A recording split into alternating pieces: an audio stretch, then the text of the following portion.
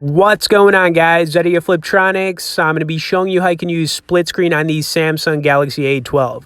Now, the nice thing about Samsung phones as opposed to iPhones is that they make this very easy to do.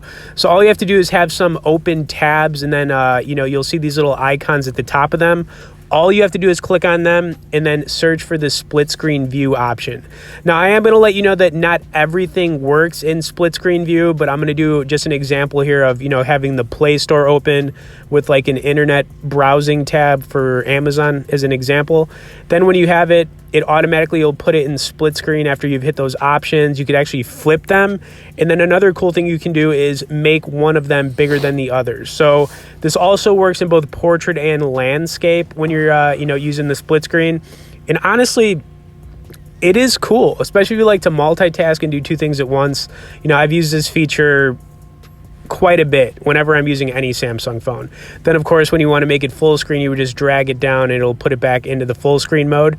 And that's it, guys. It's pretty straightforward. I do want to get into a little bit of gameplay though here with Into the Dead 2. Now this phone obviously being newer, just still testing it out.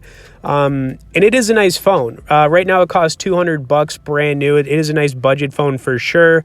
So far everything I've done with it, as far as like taking pictures, playing some of these high graphic games, everything's nice. Plus this one's got a nice 6.5-inch display, so it's got a nice big display for, playing games, watching videos and whatnot.